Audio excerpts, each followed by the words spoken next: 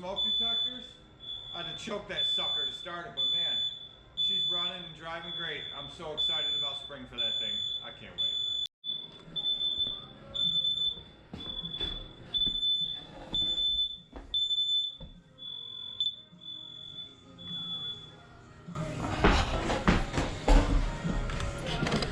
The bad part is there's smoke detectors all over the building, downstairs, upstairs, through this whole floor here, and they're all linked together. So once one goes off, they all go off. It's not really a bad thing, that's a good thing, but just got to step up there and reset them. So let's show you what we're getting into today. So the dually, I told you guys before, if you've been watching the videos, I've told you that the thing is still running great, the thing is running awesome, but every once in a while, when I'm going down the road 60, 65 miles an hour, every once in a while it'll like jump up 100, 150 RPM and then come back down, almost like the transmission slipping a little bit. I don't think there's an issue with that transmission. I think it's because the season before it broke down, I had a new tranny filter and fluid put in it, and then I drove it for that season. It was great, and then it was the beginning of the following season when this truck went down. So it's been down and sitting for a year and a half, almost 2 years, until I just got it back a short time ago, as you guys remember, like I said, if you're watching. And so now it's starting to do that again. So I'm thinking it might just need, maybe some of the tranny fluid got gummed up in there. Maybe it just, you know, needs some new fluid. Maybe not a new filter, but if I'm gonna flush it, I'm gonna change the filter anyway. So I'm gonna put that in there, drop the pan, new fluid, new filter. I bought a bigger pan because I don't think any of my pans here will hold what that's gonna drop. Usually when you flush a tranny filter, it's anywhere from 5 to 7 quarts is what will come out of it. So I bought a bigger pan so that I can do that, but I'm gonna dump that pan today and change that fluid and filter, and I think it might be all right after that. So some of you guys have asked me or made recommendations on what you put in transmissions when you do a flush on it, and you know, you gotta stick with whatever works for you. Whatever you've been using forever and that works for you, that's great. But let me show you what I use. So lube guard, this is what I've been using for years. The transmission shop I take all my trucks to, they're the best around, the best in Western New York. They just have the highest ratings. But anyway, so this is what they use, lube guard. So I've been using this for years as well. They do make it for all different types of transmissions. The red bottle is pretty much for anything automatic transmission. It's pretty much standard stuff, but you can get all different kinds for depending on what your application is.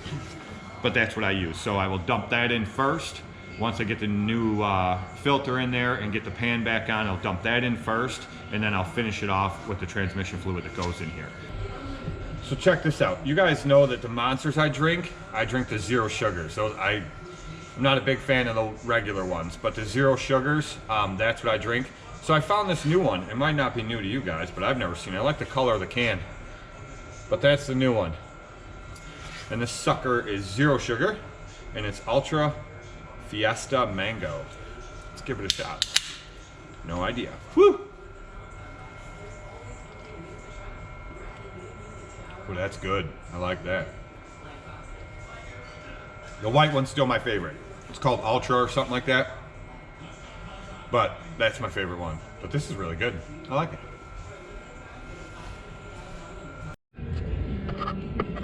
Alright, I'm not sure what you guys will be able to see in here because of that light there. Hope it ain't blinding you, but that right there is the tranny pan.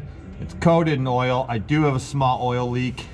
I've been thinking for a long time this truck may need a rear main seal. I haven't really gotten in that yet, but I do know one of the oil cooler lines leak. I've replaced the clips on it. The fittings are fine. I've replaced the clips on the one like 2 or 3 times, and it just never seems to help it. So there's an issue there. But I keep a close eye on it, and I think I put a quart of oil in it once every month and a half, and that's driving it, I don't know, 25, 30 miles a day. So it's really not that bad. But anyway, this is the pan. They're all 10mm bolts all the way around. So I got the pan over there, and I'm going to start taking all these bolts out, the one end of it, see if I can get the pan to tip down a little bit and drain as much out of it as I can, and then And then we'll take the rest of, drop the rest of the pan down and go from there. Okay, didn't make too much of a mess. A few little drops, nothing big. Most of it went in that big new pan. But that's what it looks like. And I don't know if you can see because that light, but there's the filter right there. That flat rectangular shaped thing just pushes up in there. It's got a little fitting on the end of it. I'll wipe down the whole outer part where the pan goes real good. So let me show you the pan. So here's the tranny pan. That's a magnet there that catches any metal particles that float around the fluid in your transmission. There wasn't any metal on there, a little bit of sludge, but no metal. So I cleaned that up real good.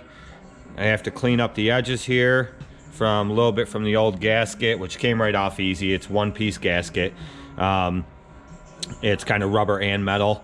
So I'm gonna clean up the edges here with this. The outside was solid black. You can see a little bit where I didn't get it off there. It just caked really hard. Usually I use like brake parts clean or something like that. I used to have a parts washer. I gave that to Spencer a long time ago. When I didn't have the room for it, I'd like to have one again, but down the road eventually. But anyway, so I just used Dawn dish soap and hot water in a sink, and I scrubbed this thing right down, dried it really good.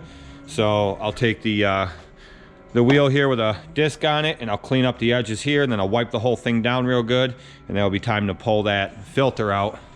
But if you guys couldn't see under there what I was talking about, that's what the filter looks like. It's just a thin, flat filter, goes up in this little tube right here, takes that fitting on the end of it, slides over top of it, and slides up in, and then this is the whole new gasket that comes with it.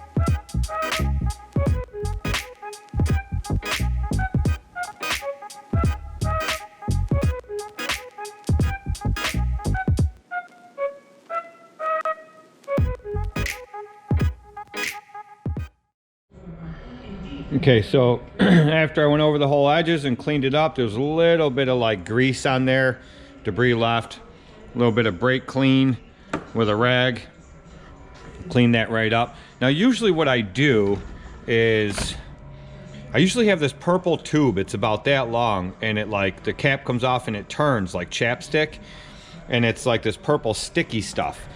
And you can kind of smear it on there, and it holds the gasket in place, so that when you're putting the pan back up in there, the gasket doesn't shift and you don't have any issues. But I can't find it anywhere. I could just take some of this gear oil RTV gasket maker and just smear a thin line on there just so it's sticky. In the past I've used things like Vaseline. You can do that, just a very little bit amount, and it just kind of makes it a little bit sticky so the gasket doesn't slide around. But I'll figure that out in a minute. That's not a big deal, and I will get that on there.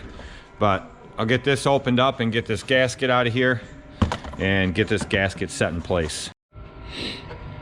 Okay, so that flange I was telling you about that goes up on the part on the part of the filter that goes up in the transmission, this is what's left of the old one. That thing would not come out of there no matter what I did. So I had to pound the side of it with a screwdriver, bend it in, then grab it with a pair of needle nose, and it pulled right out.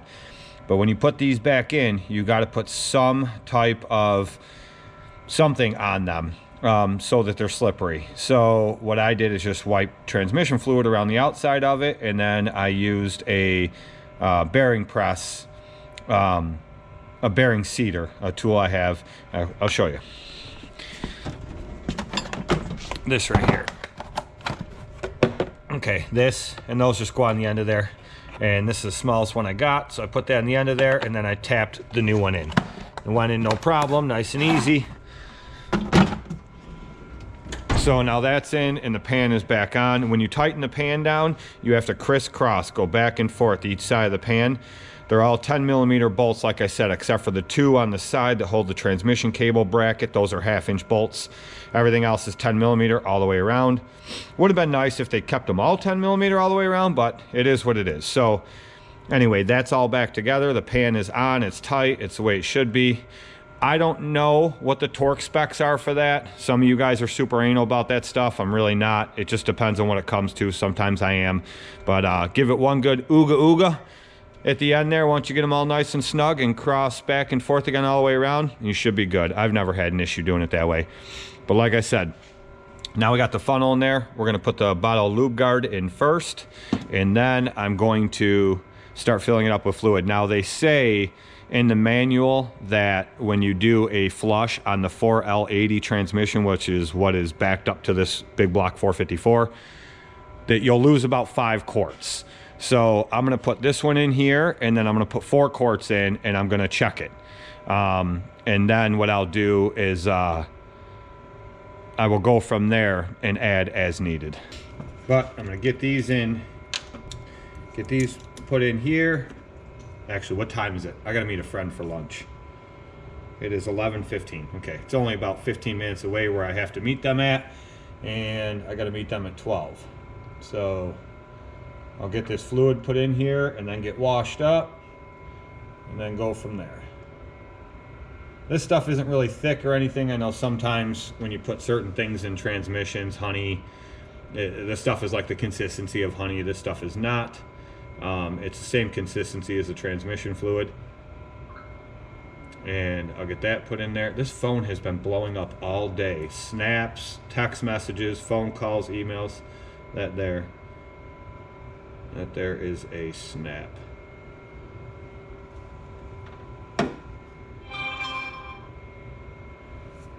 Okay, do that and then let me know after that, please. Everything I do is voice to text. Everything I do is text. I absolutely hate talking on the phone. I hate it. Hate it.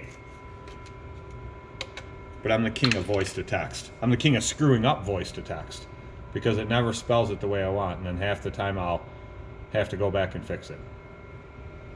But anyway, I'm gonna get this in here and then we will go from there.